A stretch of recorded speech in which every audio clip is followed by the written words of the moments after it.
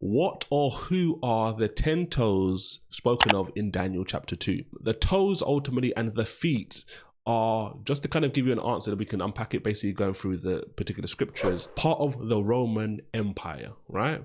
So that's generally what you're going to hear. We'll look at the scriptures in a moment to basically unpack this, because even just hearing this, like who are the toes, and hearing, oh, you know what, it's a part of the Roman Empire, it's like, what does that ultimately mean? So this is an image I got off the internet, right? And this is ultimately what the dream, and this is a depiction of what the dream ultimately looks like. And we're focusing on right here at this particular point here, right?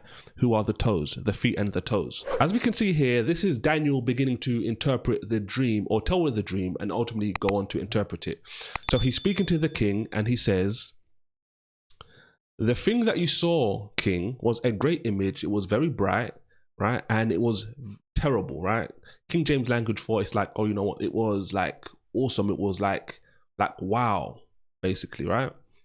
And then he says, the image, right? The image's head of fine gold. So the gold head, his breast and his arms, right? So his chest plate, right? And his arms were silver. His belly and his thighs were brass, and his legs were of iron. And then this is the key part, right? Which is what the question is about. His feet were part of iron and part of clay. Let's look at this. Think about what we've kind of covered so far. We've read here where it's talked about a head of gold, right? This is what we can see here. We can see breast, chest plate and arms, silver. We can see the belly and the thighs, right? Brass. And we've got iron feet, and we've got iron mixed with clay, right? These are these two lines in Daniel chapter 2. Some of these things which are deep and are very intriguing, we get interpretation. So as you basically read down, what do we see? This is the dream, and we will tell the interpretation thereof before the king, right? So he's about to now give the interpretation. So he goes on basically speaking, and he says, the head is you, Nebuchadnezzar, right? This is Nebuchadnezzar, who was the king of Babylon. So he says, the head is you. Then he goes on and says, and after thee, so after the king of Babylon, shall arise another kingdom inferior. Right? So this is the second kingdom. This was the silver breastplate and arms, which was silver. And then he said, another third kingdom of brass, right? This is the third kingdom. We'll talk about that in a moment. And it says, this kingdom will bear rule over all the earth. And then the fourth kingdom shall be strong as iron, right? And then it says something really interesting. You saw these feet and toes. So this is the particular question we're answering today. We saw feet and toes, which were clay and iron. This kingdom shall be divided, but there shall be in it some strength, but some weakness, right? And it basically goes on. He's seen a statue, multicolored, different materials, and now he's explained, look, these are 4 kingdoms, a gold, silver, brass, and then iron mixed with clay.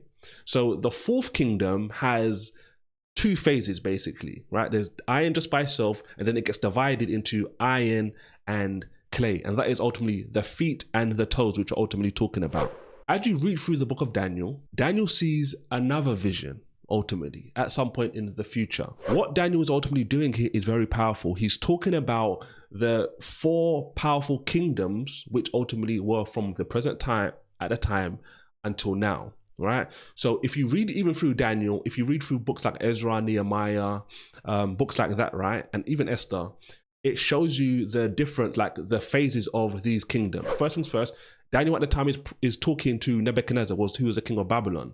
Then the silver is ultimately the Median Persian Empire, which you see towards the end of the book of Daniel anyway, right?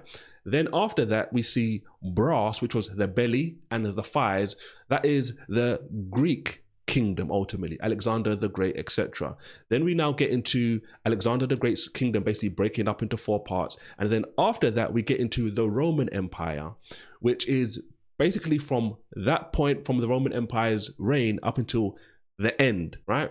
So the toes and the feet, which were iron and clay in Daniel chapter 2, are a reference to the Roman Empire, the second phase of the Roman Empire, which in Daniel chapter 2 is described as the final kingdom, right, reigning on earth until God ultimately comes back and judges the world.